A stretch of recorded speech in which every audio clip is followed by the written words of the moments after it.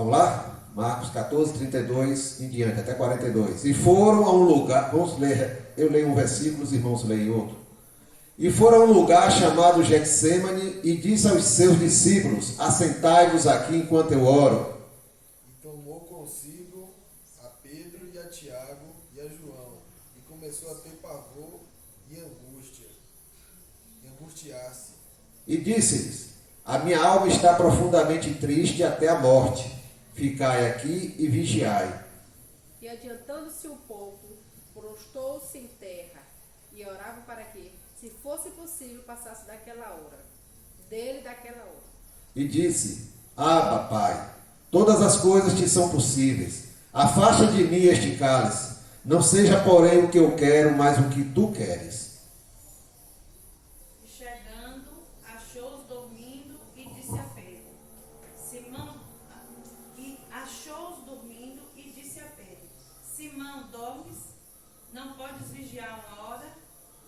Vigiai e orai, para que não entreis em tentação. O espírito, na verdade, está pronto, mas a carne é fraca. E foi outra vez e orou, dizendo as mesmas palavras. E voltando, achou-os outra vez dormindo, porque os seus olhos estavam carregados e não sabiam o que responder-lhe.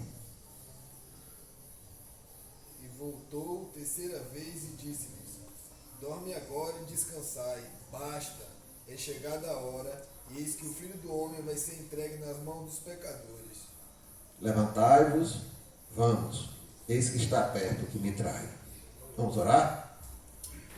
Senhor, mais uma vez estamos aqui, Senhor, diante do Senhor, como igreja do Senhor, Pai, reunidos, Senhor.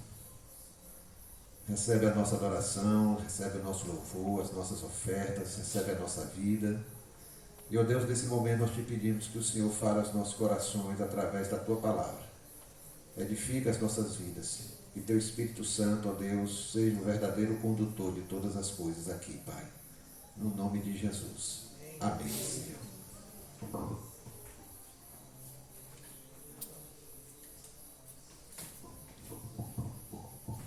Irmãos, nós vimos aí um trecho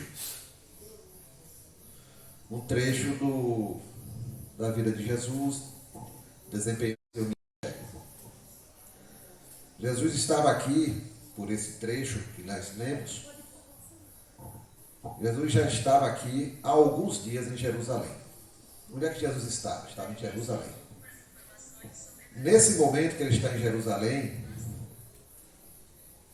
esse momento aqui específico, daqui a pouco tempo ele vai ser preso.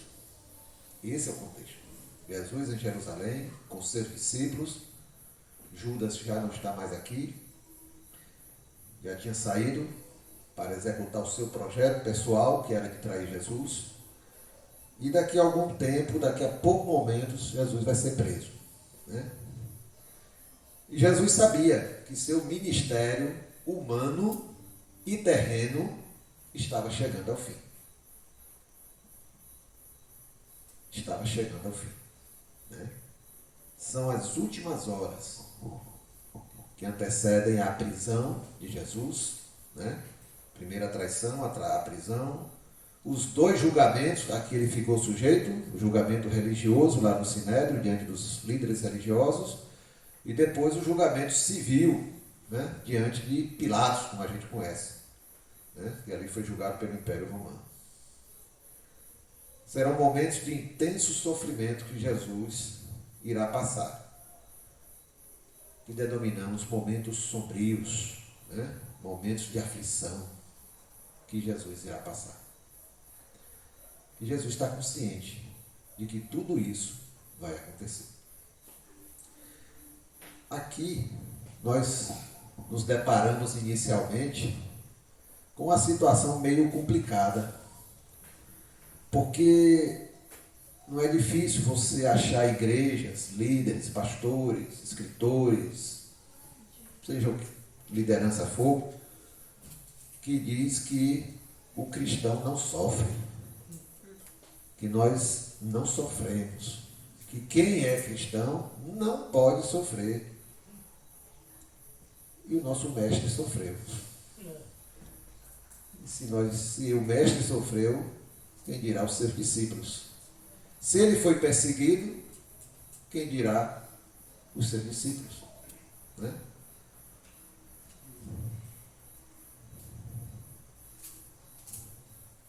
Então eu não posso crer nesse tipo de palavra, nesse tipo de ensino. O cristão vai sofrer, porque nós estamos num mundo que está no maligno, o mundo jaz no maligno. Mas como enfrentar esses momentos sombrios, esses momentos de sofrimento, de aflição que pode vir sobre a vida do cristão? Diante dessa realidade que temos que constatar, eu chamaria essa parte de vida, parte dolorosa da vida cristã, que está inerente, que faz parte da vida cristã, né? Então podemos aprender com quem? Se o mestre sofreu e ele disse que nós sofreríamos também, mas ele disse uma coisa: muitos no mundo tereis, mas eu, e no meio ele disse: tem de bom. Então nós temos que aprender com ele. Ele é o mestre. O ministério dele aqui na terra foi ele se fazendo homem, se fazendo ser humano, vivendo dentro das nossas limitações e dizendo: ó, eu vou ensinar vocês a viver como filho de Deus dentro dessas limitações que vocês se colocaram por causa do pecado. Então é ele o nosso mestre. Então temos que olhar a vida dele, aprender com sua vida, com seu exemplo, a maneira como ele enfrentou e venceu os momentos sombrios que vieram sobre ele, dentro das limitações humanas que ele estava vivendo. E Jesus, de forma consciente, equilibrada e determinada, ele não se rendeu às adversidades que vieram sobre ele. Ele não se rendeu. Então nós temos que aprender com ele. A palavra Getsemane, porque ele estava no jardim do Getsemane, é uma palavra até bonita, mas significa aperto. Era um lugar, a Getsemane era um lugar que se dava, que se atribuía ao lugar onde se prensava, se apertava a azeitona, que a gente conhece. Depois de apertada, prensada, vai sair o caldo, que é o azeite. Jesus estava no jardim do Getsemane, no lugar da prensa, e ele foi prensado na sua alma ali, como a gente lê o texto. E se a gente for ler em Lucas e Mateus, a gente vai ver outros detalhes que fizeram parte desse momento aqui. Jesus foi prensado na sua alma, e ali ele começou os seus momentos de piores dores e sofrimentos humanos e espirituais que iria passar. Mas se nós olharmos atentamente a tudo que aconteceu, nós vamos ver Jesus lutando e vencendo. Amém. Glória a Deus.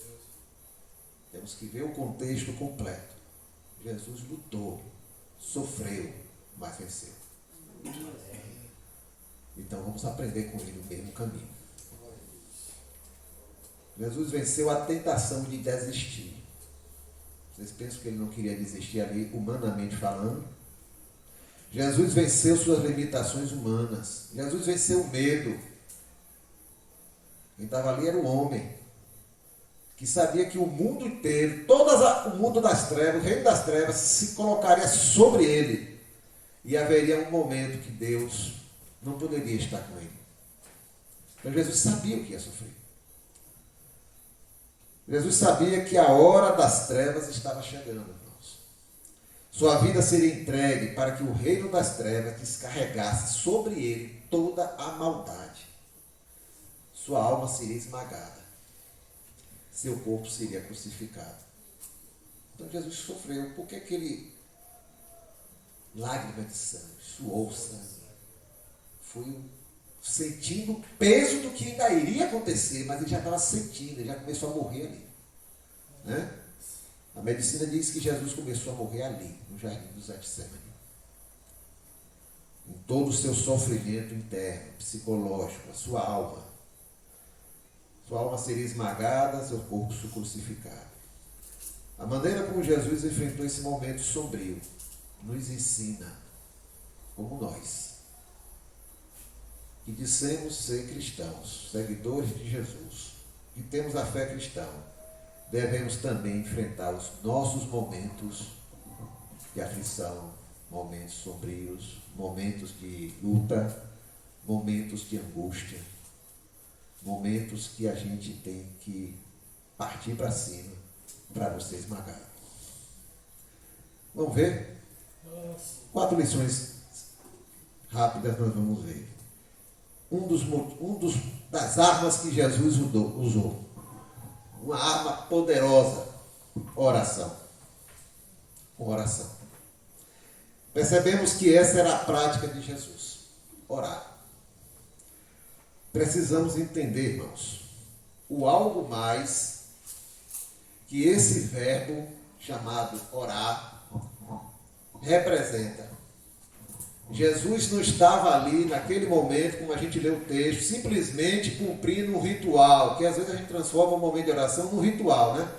Eu falo a partir de mim. Quando eu vivi muito tempo da minha vida cumprindo um ritual de oração. Não, está na hora de orar. E orava. Estava errado orar daquela forma? Não. Mas eu estava deixando de me aprofundar mais ainda no momento especial de oração, porque eu transformei aquilo no ritual. Jesus não transformou aquilo no ritual, no costume. Ele sabia que estaria com o Pai. Então ele se entregava no momento de oração. Para Jesus, orar era relacionamento com Deus. Era ele e o Pai e ele ali naquele momento precioso. Então ele desfrutava do momento de oração com o Pai. Ele desfrutava de estar se relacionando com o Pai. Então ele tinha prazer de estar com o Pai. Ele não estava ali cumprindo o ritual, cumprindo o momento, mortificando a sua alma. Mas ele estava, sua carne, ele estava ali por prazer de estar com o Pai. Então o momento de oração para Jesus era algo diferente, que podemos experimentar. Quando os discípulos pediram a Jesus: Senhor, ensina-nos a orar. Nós temos interpretado, o meu evangelho que interpreta como se os discípulos estavam perguntando ali por um modelo de oração. Muitos entenderam dessa forma. Eles estavam querendo: Senhor, ensina o que é orar. O que é conversar com o Pai? O que é estar na presença do Pai? Como é que você consegue ter intimidade com o Pai? O modelo de oração que Jesus deixou ali, aquelas frases que ele deixou ali, é dizer o que ele conversava com o Pai. Qual era a atitude dele para com o Pai e do Pai para com ele. Então, Jesus orava. Era relacionamento de intimidade, relacionamento de dependência, porque orar é dependência. É eu reconhecer: Senhor, eu preciso do Senhor. Eu não sou nada sem o Senhor. Guia-me, sustenta-me, fortalece-me, Senhor. Eu preciso de Ti. A minha vida vem do Senhor. E Jesus orava constantemente. Os discípulos perceberam isso. Por isso ele disse: Senhor, ensina-nos a orar. Porque a gente vê algo diferente no Senhor. A gente quer aprender esse caminho aí também. Jesus constantemente orava, buscava a direção de Deus para cada passo que ele ia dar. Ele não dava um passo adiante se o Senhor não confirmasse que ele deveria ir. Se não estava na agenda, se não estava no horário de ir. Como é que ele sabia disso? Orando, se relacionando com o Pai, dependendo do Pai. Nesse momento de orar, foi outro erro que eu cometi muito na minha vida, e a gente vê muita gente falando isso, os irmãos já devem ter ouvido. Quando alguém está passando por uma situação, já bateu daqui, bateu de lá, tentou dali, tentou de lá, diz: agora só resta orar. Quem disse? Oração é desde o início. É dependência. Oração não é o meu último recurso. Eu sempre oro.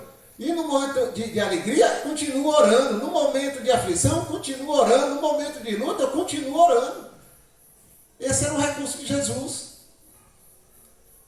O que é que Jesus fez? Orou. Orou porque ele estava sofrendo? Não, ele orou porque já orava sempre. E nesse momento, o que ele queria? Ele queria estar ao lado de quem? Do Pai. E vou orar de novo. E vou continuar orando. Então a oração não é o último recurso. Não, ele é o primeiro. Porque eu tenho que estar sempre me relacionando com o Pai. Então a oração sempre é um recurso que está ativo na minha vida. Jesus estava se relacionando com Deus. Jesus estava vivendo aquilo que já existia, a sua intimidade com o Pai. Então, nos momentos de aflição, uma vez eu estava numa viagem, aí a mãe de um amigo meu que estava na viagem passou mal na excursão. Aí foi uma coisa que chamou a atenção de todos, porque ele não queria se relacionar com Deus. Ele não tinha temor a Deus. Mas na hora que ele viu a mãe sendo levada para o hospital, aqui seria levado no pronto atendimento, no pronto-socorro, ele pegou, eu não estou lembrado como era o nome do aparelho na época, porque hoje a gente está tudo no celular, né? Mas na época era outro aparelho, Walkman, parece. Ele passou o dia todo ouvindo música evangélica. Partiu para o seu recurso final, né? Vou ouvir música evangélica para eu me aproximar de Deus. Então, irmãos, nosso último recurso não é buscar a Deus. É sempre estar na presença de Deus, independente do que está acontecendo em nossas vidas. Era assim que Jesus fazia. Deus era relacionamento com Deus, sempre era a rotina de Jesus. Jesus diz: a minha alma está profundamente triste até a morte. Jesus colocou diante do Pai, na sua intimidade, a sua situação. A minha alma está profundamente triste até a morte. Jesus direcionou suas aflições ao único que poderia resolver e ajudá-lo a suportar tudo o que viria. Foi a Deus, foi ao Pai que Jesus buscou. Jesus não caiu na tentação do desespero, da murmuração, da autopiedade. Ele buscou o Pai. E eu queria só fazer uma pergunta. Como eu tenho enfrentado meus momentos de aflição? Jesus falou que, a gente repetiu aqui, no mundo tereis aflições, mas tem de bom ânimo. Então ele está dizendo que nós vamos ter aflições, não vamos escapar. Mais cedo, mais tarde, um dia ou outro, nós vamos ser atingidos. Isso aí não é porque você tem condição social A ou condição social B, você nasceu em um país tal ou no país Z. Todos vão ser atingidos de alguma forma, por alguma aflição, por algum problema, porque estão nas limitações humanas. Então, como lidar quando chegarem com esses momentos? Que qualquer um de nós tem que se defrontar. Irmãos, só no relacionamento com Deus nós encontraremos as direções e as respostas que precisamos. Se eu não estiver em relacionamento com Deus, qualquer momento de aflição será mais pesado ainda do que deveria. Qualquer momento de angústia será mais pesado ainda do que seria. Qualquer luta será muito maior do que eu penso, porque eu estou longe de Deus. Eu não estou no meu dia a dia, na intimidade com o Senhor. Eu preciso me relacionar com Deus. Você se relaciona com Deus? Por quê? Por que essa pergunta? Buscar-me-eis e me achareis quando me buscardes de todo o vosso coração. Então, o que é que o texto está dizendo? Que eu tenho, que eu alcanço o tanto de Deus que eu desejo. O tanto de Deus que vai haver em mim, de relacionamento com Ele, é proporcional ao tanto que eu busco. Então, quando eu preciso ter uma intimidade mais profunda com Deus, eu já tenho que estar nessa intimidade profunda com Deus. Não é meu último recurso buscar a Deus. Deus é meu primeiro, meu recurso do meio, meu último recurso é todos os recursos é o Senhor. Eu dependo do Senhor, nós dependemos do Senhor. E Jesus orava por isso. Jesus sempre orava com isso. Quando eu me relaciono com Deus, então a oração nunca será meu último e desesperado recurso. ela sempre estará acompanhando a minha vida. Por quê? Porque eu estou sempre na presença do meu Pai, dependendo dele, me relacionando com ele. Então essa é a primeira dica, essa é a primeira lição que o Senhor nos dá através da sua própria vida. Vida de oração. Enfrentar os momentos com oração. Como? Mantendo um relacionamento íntimo com o Pai. Segunda lição. Jesus não ficou só. Jesus não ficou sozinho.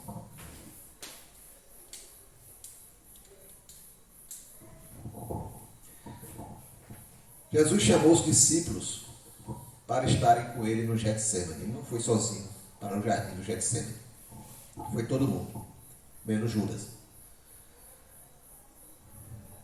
Dentro do Getsemane, ele se separou um pouco para poder orar, mas ao contrário de outros momentos que ele se separava e ficava sozinho orando, ele chamou Pedro, João e Tiago, os mesmos três que subiram com ele no monte da transfiguração, aonde ele foi transfigurado. Isso tem o quê? Talvez 1 mês, 2 meses que aconteceu. Então os mesmos três acompanharam ele a uma distância para estar com ele lá naquele lugar onde ele foi orar. Jesus, irmãos, habitou entre nós. Jesus se fez homem. Jesus viveu todas as coisas na sua passagem pela terra dentro das mesmas limitações que eu e você vivemos. Dentro das limitações humanas, ele nos ensinou como viver como ser humano, filho de Deus, para não permitir que o exemplo de Jesus, como ser humano, nas limitações humanas, serviu para que nós não criássemos mais limitações do que já temos. Ele superou, ele venceu as limitações. Não como super-homem, como homem. E esse é o exemplo que ele deixa para nós. Ele não enfrentou esse momento sozinho. Então ele, dentro das limitações humanas, o que é que ele fez? Primeira dica, primeira lição, se relacionava com o Pai. Vida de oração. Segundo, não ficou só. Temos alguma coisa a aprender com essas duas coisas? Não ficou só. Manteve sempre próximo de si os discípulos. E em alguns momentos, alguns deles. Irmãos, não enfrentemos nossos problemas sozinhos. Em Provérbios 18:1, Salomão disse que aquele que se isola rebela-se contra a verdadeira sabedoria. Aquele que se isola rebela-se contra a verdadeira sabedoria. São momentos que precisamos somar forças quando as aflições vêm, não subtraí-las. São momentos de atitudes sábias, não de deixarmos nos levar por atitudes tolas e carnais, porque a nossa carne tenta nos derrubar. Quando nos isolamos das pessoas sábias no Senhor, e pessoas que têm sabedoria no Senhor, são pessoas perfeitas. A gente não se aproxima de alguém que a gente chama que é uma pessoa que anda com Deus porque ela é perfeita. A gente sabe que ela é imperfeita, como eu sou, como todo mundo nós somos. Mas a gente se aproxima por quê? Porque aquela pessoa teme ao Senhor e sempre vai estar buscando consertar a sua vida, moldando sua vida. Pode até tomar uma atitude errada, tomar uma decisão errada, ter um pensamento errado, mas o Senhor tem controle e em algum momento vai botar aquela vida de novo na direção dele. Então não podemos nos afastar das pessoas sábias, segundo o Senhor, dos amigos verdadeiros, sinceros, que têm coragem de falar para a gente as verdades que nós precisamos ouvir. Eu aprendi muitas coisas na vida, mas as principais eu aprendi com os nãos que eu recebi, não com os sims. Meus melhores chefes foram os que souberam dizer não para mim em muitas situações que na hora eu não entendia. Depois eu aprendi. Então, eu preciso estar perto daqueles que são sinceros. Eu preciso estar perto do corpo de Cristo. Eu preciso de vocês. Eu preciso caminhar com vocês. Eu não posso estar longe do corpo de Cristo. Eu não posso estar longe da igreja, porque eu vou enfraquecer. É igual aquele carvão que está chamegando, que você tira do meio da brasa, traz para fora. O que é que ele vai acontecer? Vai esfriando, até virar um carvão seco, frio. Então eu não posso me afastar do corpo de Cristo, porque o Senhor derrama a sua bênção ali. O Senhor derrama a sua bênção ali. Quando nos isolamos, nós nos tornamos refém. Quando nós nos isolamos, nós nos tornamos refém da pessoa mais complicada do universo que existe. Nós mesmos. Pense em gente complicada. Israel fez isso lá no culto da casa de Val, na Val e Oliveira, né? Como nós somos complicados. E quando a gente olha assim, chega na tremedeira de falar mal daquele cidadão que está ali na frente, eu mesmo. Quando a gente olha para o espelho, que a gente vê as nossas deficiências, as nossas dificuldades, rapaz, dá vontade de quebrar o espelho. Mas você é desse jeito, rapaz, você não toma vergonha, não. Olha o que você fez, olha o que você deixou de fazer. Imagine nós ficarmos reféns desse ser complicado. Eu, refém de Adevan. Epa, rapaz. Por quê? Porque esse Adevan que está me fazendo de refém, nesse momento ele não está andando com o Senhor. Ele está querendo se isolar, para se isolar do corpo de Cristo, para se ter autopiedade e uma série de coisas que vêm, sentimentos que vêm dentro da gente. E a gente deixa de receber a bênção do Senhor. Longe do corpo de Cristo. Longe dos conselhos sábios que o Senhor pode falar, mandar, enviar através do corpo de Cristo. Longe da palavra de Deus. Ficamos sujeitos à nossa alma, que nesse momento, com certeza, não está sendo conduzida pelo Espírito Santo. Quando nos afastamos do lugar onde o Senhor derrama a sua bênção, nossa alma se sente livre para nos arrastar para a depressão, para os vícios, para as inimizades, para a solidão e para as ansiedades da vida. Por isso que nós, sendo reféns de nós mesmos, nós estamos sendo reféns da pior pessoa possível. Porque naquele momento, ele não está em compromisso com Deus. Então, por isso que a questão de estar perto do corpo de Cristo, de um irmão vir exortar você, de um irmão sentar do teu lado e orar com você, de um irmão te visitar, meu irmão, o que é que está acontecendo, que você nunca mais foi, de um irmão ligar para você, ô meu irmão, eu lembrei de você, estou orando por você, precisa de mim para alguma coisa.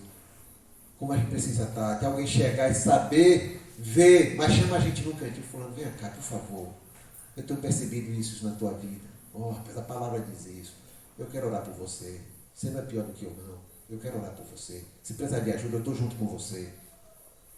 Está junto do corpo de Cristo, para que o Senhor derrame a sua bênção também sobre nós.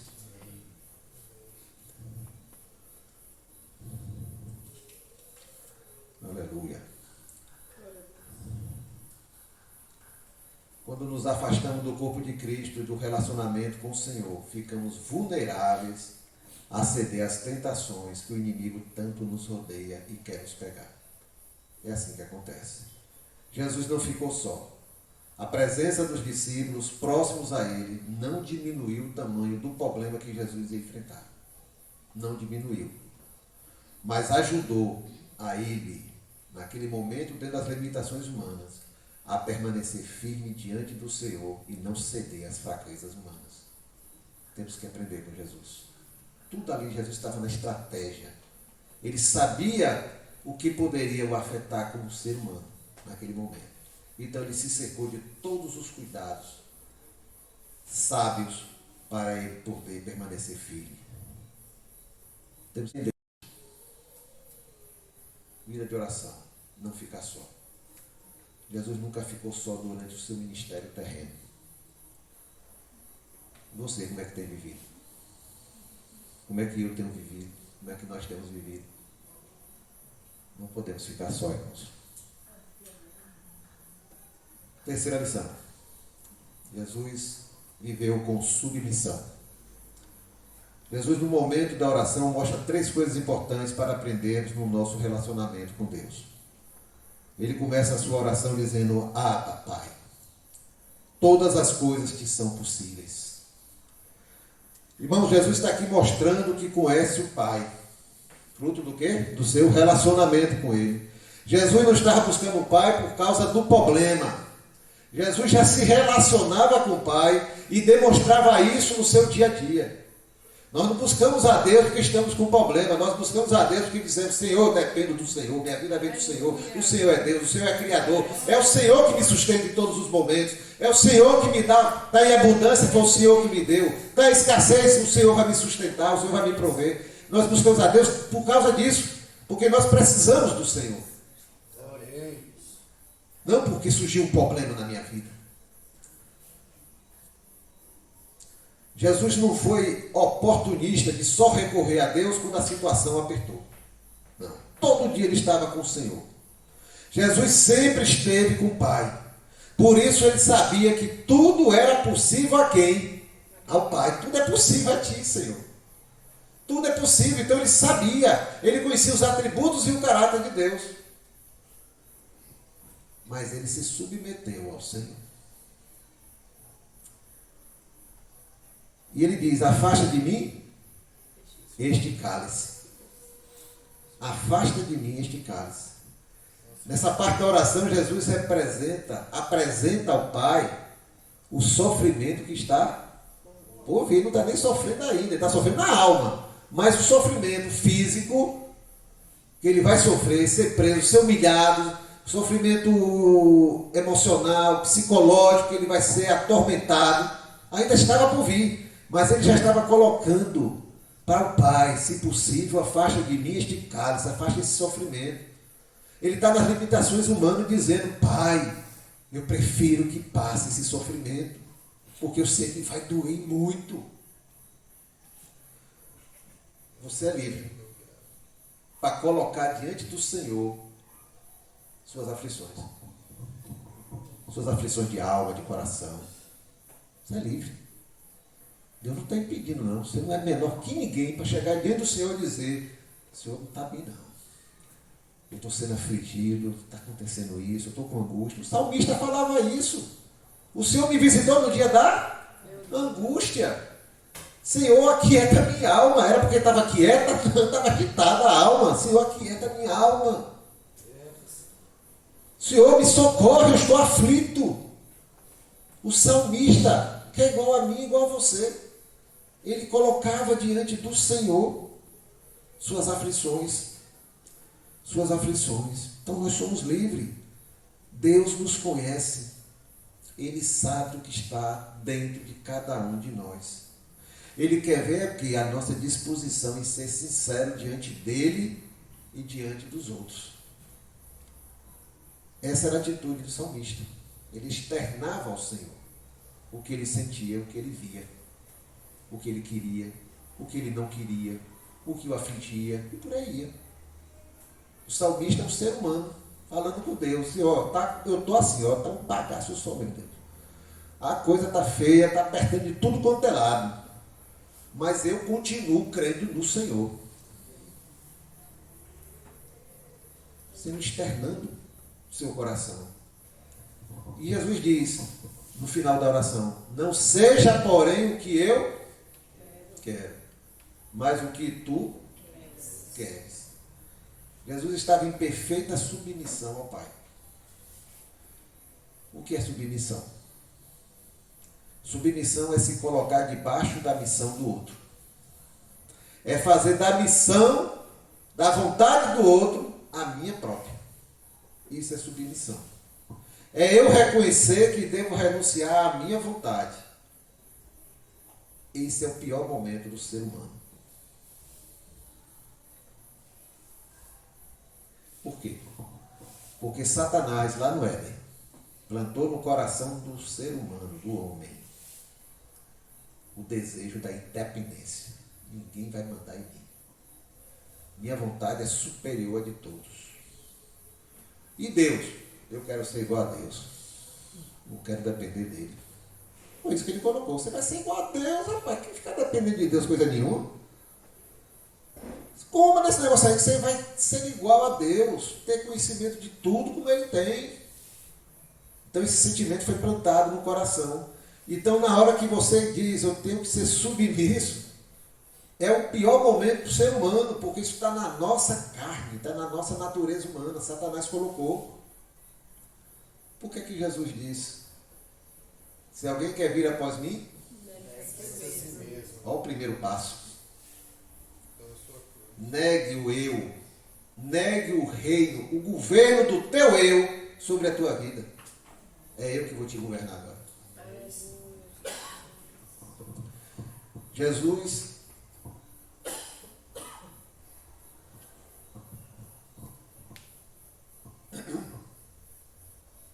Jesus renunciou a fugir. Jesus não fugiu da situação que estava por vir. Jesus não reagiu. Rapaz, cara, junta umas espadas aí, vamos lutar, porque vai vir gente aí para me pegar. Não, não reagiu. Jesus não desistiu. Olha, vocês ficam aí que eu vou, ó. Chega, o negócio vai apertar e eu vou fugir. Jesus não blasfemou. Estou falando de atitudes humanas que poderiam ser tomadas. Né? Fugir, reagir, desistir, blasfemar, acusar os outros, questionar, se lamentar, murmurar, desesperar, se deprimir. Tantas coisas podem acontecer quando os problemas vêm sobre a gente. Quais as reações humanas que a gente tem? Essas e muitas outras. Rapaz, eu estou sofrendo aqui um problema, rapaz é culpa de Pipa, rapaz. É culpa dele. Que nada, foi ele. Quantas coisas podem vir? Botar a culpa em alguém, botar a culpa em uma situação. Foi eu que provoquei, mas eu boto a culpa em alguém. Eu me deprimo, eu me desespero, eu murmuro, começo a falar mal de Deus. Deus não está me protegendo, Deus não está cuidando de mim. Eu fujo do problema. Em vez de enfrentar o problema, eu fujo dele. Como se o problema fosse desaparecer porque eu fugi. Eu reajo. Tem uma situação ruim no meu trabalho, acontece uma situação, eu, em vez de ir procurar entender o que está acontecendo, para eu agir com sabedoria, não, eu parto com agressividade, e entro na reunião já acabando com tudo. Olha o crente.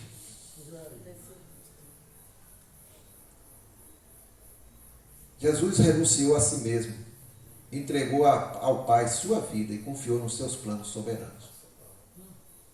Foi uma decisão de Jesus, ser submisso ao Pai.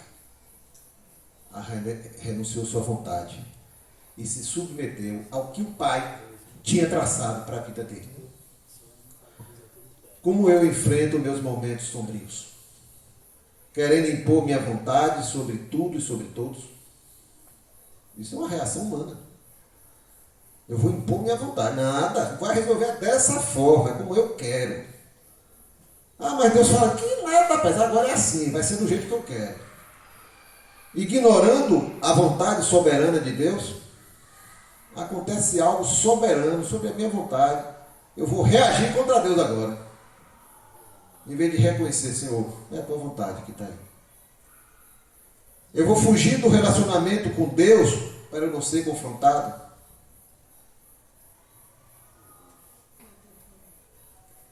Eu vou fugir, porque se eu me aproximar dele, no relacionamento que Jesus está nos ensinando, o Senhor vai me confrontar, e aí, camarada, como é que vai ser? Eu já estou te dizendo onde é que você vai ter que ir. Eu já estou lhe ensinando como é que é, e você não fez ainda. Vai insistir? Vai sofrer mais ainda pela teimosia? Assim somos nós. Eu enfrento com desespero, com lamentação, com murmuração e com independência os meus problemas. Em vez de buscar entender o que o Senhor está me ensinando, e dentro desse ensinamento, como deve ser o meu comportamento, e que no final de tudo o Senhor possa ainda trazer bênção sobre a minha vida e a vida de quem me serve. Quantas vezes a gente perde a oportunidade de ser bênção na vida dos outros, pelas nossas reações totalmente fora do padrão que Deus quer que a gente tenha. Porque as nossas reações, muitas vezes, nossas reações diante de situações que nós estamos passando, Deus pode estar usando o teu problema, o meu problema, para abençoar outras vidas. É difícil entender isso. Mas às vezes as nossas reações, o nosso testemunho, tem gente ali que está, ó, e depois da sua reação, ele vai dizer, ali eu vi, viu? Ali seguiu a Deus. E você edifica aquela vida. Porque tem muita gente que não vai ser ganho por palavras, vai ser ganho por exemplo, por testemunho. E às vezes a nossa vida está sendo um laboratório para outras vidas. Foi Zé que falou aqui, tá, de um cidadão que estava lendo um livro, não foi, Zé? Um livro é a nossa vida. Então como é que eu enfrento meus problemas, meus momentos sombrios? Jesus renunciou a si mesmo, suas vontades e pensamentos e confiou a Deus os seus caminhos. E a quarta e última lição. Jesus enfrentou com resiliência. É nome bravo. Resiliência.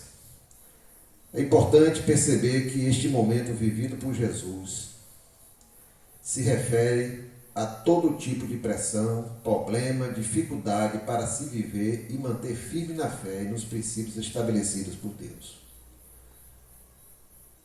As dificuldades que vêm para tentar abalar a nossa vida de fé.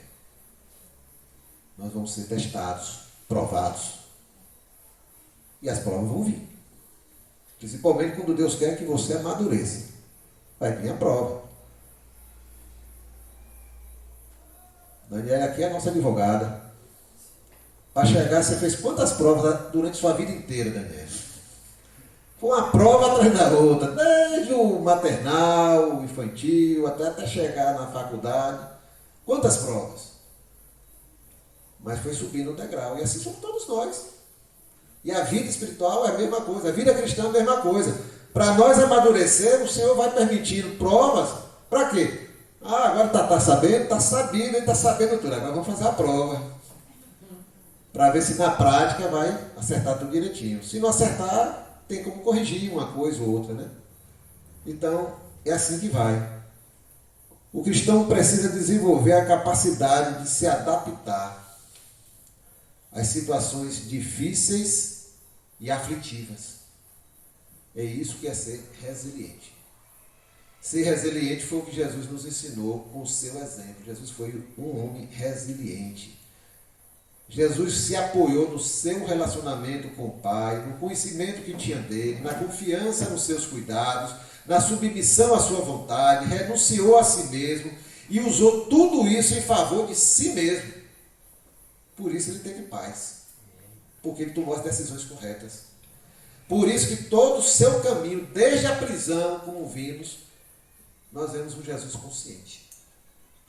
Ele estava preparado para tudo aquilo que ia acontecer. Mas por quê? Ele morreu antes lá no Getsemane. Já que é a tua vontade que vai prevalecer, Pai, eu me submeto. E foi. O cristão que entende isso, nós que entendemos isso, vai desenvolver a resiliência. O que é resiliência? Dobrar, mas não quebrar. Sofrer, mas não desistir. Perder, mas não se desesperar. O resiliente sai das aflições com a fé em um caminhar mais seguro e maduro. Não permite que suas emoções ou suas inclinações carnais o desviem de manter-se firme na fé e confiar no Senhor. Essa foi a conhecida história de Jó, que a gente já conhece. Afligido ao extremo pelas situações da vida, mas saiu das suas lutas vitorioso. Os problemas não deixaram de acontecer. Não deixou de sofrer. Não foi poupado por causa da fé, mas saiu fortalecido e mais sábio, mais amadurecido e transbordando da intimidade com o Senhor. Porque ele não desistiu do Senhor no meio das lutas.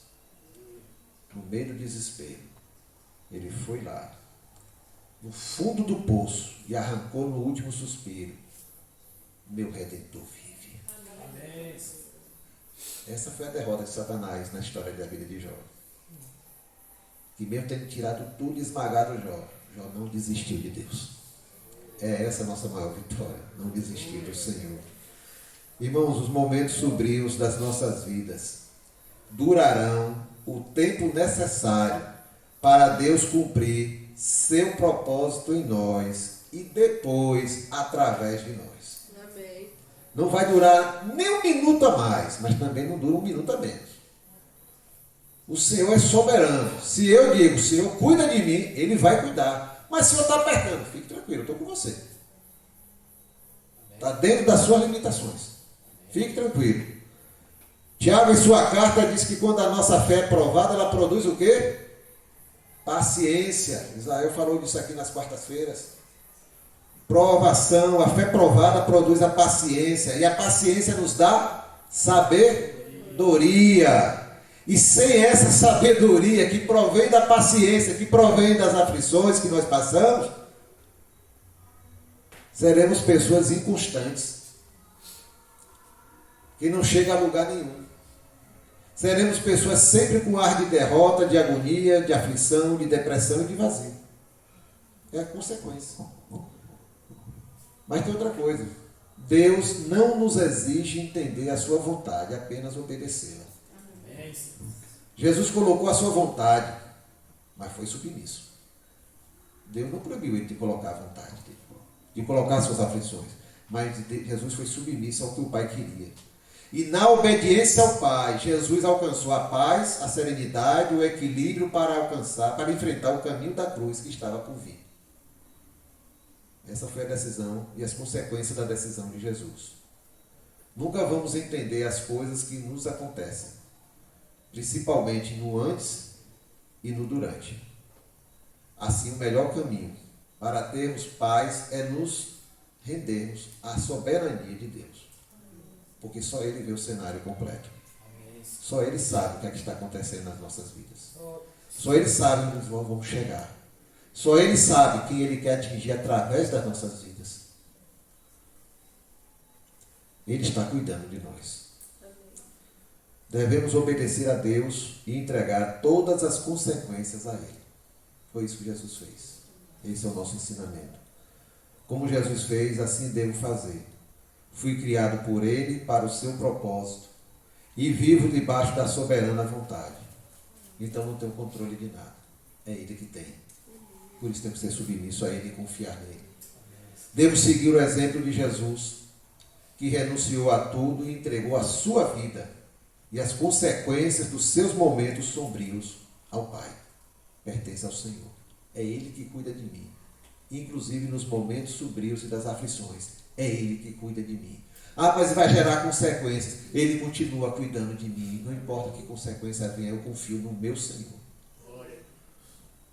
Como resultado, Jesus escolheu paz e segurança. Momentos antes de irem para o jardim do Getsemane, Jesus havia dito para os discípulos, e está dizendo para cada um de nós agora de noite, e para as pessoas que estão na transmissão. Nós temos, graças a Deus, abençoado muitas vidas fora daqui, desse espaço. O que é que Jesus disse aos discípulos? Preparando os discípulos para esses momentos.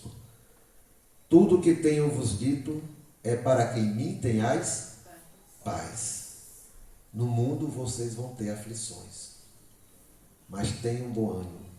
Eu venci o mundo. Amém. Quem está falando é um vencedor, que estava aqui como ser humano, igual a qualquer um de nós. O que isso significa? Que Jesus está dizendo, vocês também vão vencer. E aí ele disse também para os discípulos, e fica essa palavra final para todos nós. Ele diz aos discípulos, deixo-vos a paz. A minha paz vos dou. Não dou como esse mundo a dá. Não se perturbe o vosso coração. Não tenham medo. Creio em Deus. Creio também em mim.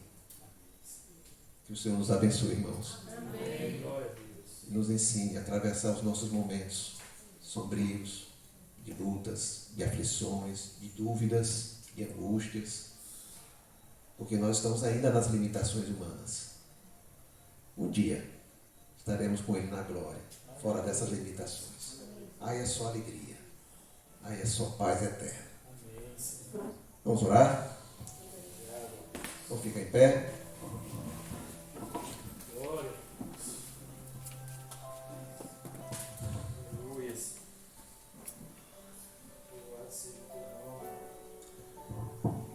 Essa palavra eu vinha trabalhando, o Senhor vinha trabalhando. Quando o pastor Geraldo me chamou quarta-feira da semana passada, eu disse, já tem uma palavra. Disse sim para ele, sem perguntar ao Senhor primeiro. Aí quando eu fui botar no papel, não saiu não.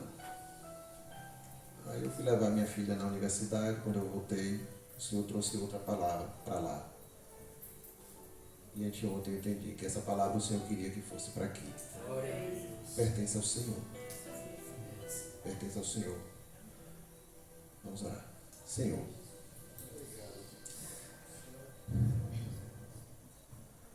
Senhor, nós te agradecemos porque pertencemos a Ti. Nós te louvamos e te agradecemos, Senhor, porque a Tua vida, Senhor, aqui na terra foi um exemplo, ó Deus, para as nossas vidas. Tudo, Senhor, que o Senhor fez, deixou de fazer, Pai, foi nos orientando, foi deixando exemplo, para que, ó Deus, imitássemos o Senhor, Pai. E como o Senhor disse aos discípulos, fôssemos vitoriosos, ó Pai. Porque o Senhor venceu. Como é que o mundo vai entender que quem venceu foi o homem que foi para a cruz, humilhado, preso, mas o Senhor chegou ali em paz, porque estava cumprindo a vontade do Pai eterno. Ajuda-nos, Senhor, a entender essas coisas, Senhor.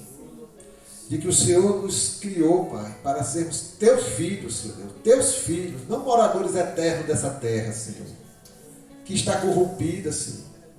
O Senhor nos chamou para seguirmos os teus passos, termos a tua vida, sermos cuidados pelo Senhor, sermos teus filhos eternos, Senhor. Nos ajuda a entender essas coisas com a profundidade e a simplicidade que tu viveste aqui na terra, Senhor. Te louvamos pela vida de Jesus. Ensina-nos a cada dia, Senhor, a enfrentar, ó Deus, as lutas que ainda temos enquanto estivermos aqui. As aflições, as angústias, as coisas, Senhor Deus, que pesam, que nos perseguem, que tentam tirar a nossa paz, tentam tirar o nosso relacionamento contigo, tentam nos afastar do corpo de Cristo, tentam nos afastar dos irmãos, tentam plantar dúvida nos nossos corações, tentam nos angustiar, Senhor. Livra-nos dessas coisas, Senhor, olhando para o Senhor, que é o nosso autor e consumador da nossa fé, Senhor. Louvamos o teu nome por isso, Senhor, porque nós temos a quem olhar, Senhor. Nós temos um padrão, nós temos um exemplo, Senhor Deus, um modelo a quem seguir, que é o Senhor, que andou aqui na terra, Senhor. Oh Deus, louvamos o teu nome pela vida de Jesus. Louvamos o teu nome porque cada um que está aqui, Senhor Deus, tem uma história com o Senhor, Pai. Completa essa obra na vida de cada um de nós, Senhor. Nos ajuda a andar sempre com o Senhor, em vida de oração, vida na palavra, vida no corpo de Cristo. Depender do Senhor, ser submisso ao Senhor, Pai. Ajuda-nos, Senhor, a confiar em Ti, a nossa vida e tudo que ela representa, Senhor. E a ter a paz e a segurança que o Senhor dá aos seus filhos. Abençoa-nos, Senhor. Leva-nos para os nossos lares, Senhor. No nome de Jesus. Amém, Senhor. Após a